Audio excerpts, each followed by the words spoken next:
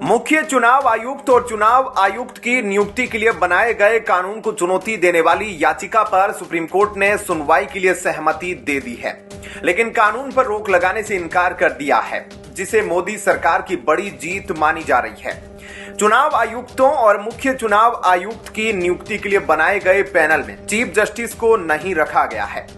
Supreme court ने पिछले साल जो फैसला दिया था, जिसमें कहा था कि चुनाव आयुक्त और मुख्य चुनाव आयुक्त की नियुक्ति के लिए बनाए गए पैनल में पीएम, नेता प्रतिपक्ष और चीफ जस्टिस रखे जाए। मुख्य चुनाव आयुक्त और आयुक्तों की नियुक्ति को लेकर सरकार नया कानून सुप्रीम कोर्ट के आदेश के अनुसार ही ला सकती है। सुप्रीम कोर्ट की संविधान पीठ ने निर्णय दिया था कि जब तक संसद अनुच्छेद 324 उपधारा 2 के अनुसार कानून नहीं बना देती, तब तक सीईसी व ईसीएस की नियुक्ति के लिए एक पैनल होगा। इस पैनल में पीएम, सीजेआई और लोकसभा के नेता प्रतिपक्ष रहेंगे। अब संसद कानून ला रही है तो विलाप क्यों? दिल्ली सर्विस कानून भी सुप्रीम कोर्ट के आदेश के अनुसार लाया गया था। सुप्रीम कोर्ट में कांग्रेसी नेता जया ठाकुर की ओर से अर्जी दाखिल कर चीफ इलेक्शन कमिश्नर और इलेक्शन कमिश्नर्स एक्ट 2023 की धारा 7 और 8 को चुनौती दी है।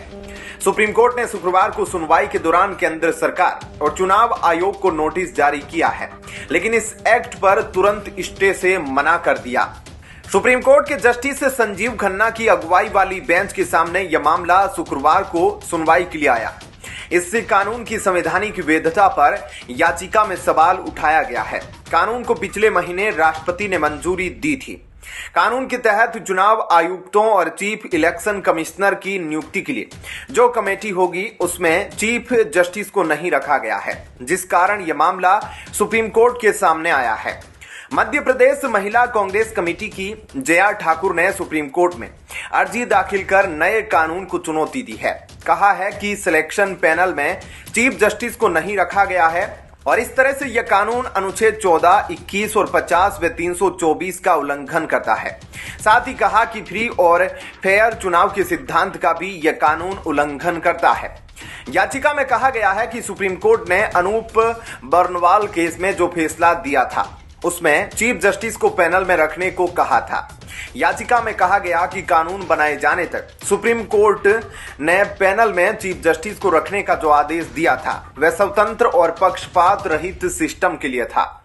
लेकिन कानून में जो पैनल बनाया गया है, उसमें चीफ जस्टिस को नहीं रखा गया, बल्कि कानून की धारा 7 के मुताबिक सिलेक्शन कमेटी में पीएम, यूनियन कैबिनेट मिनिस्टर और नेता प्रतिपक्ष को रखा गया है।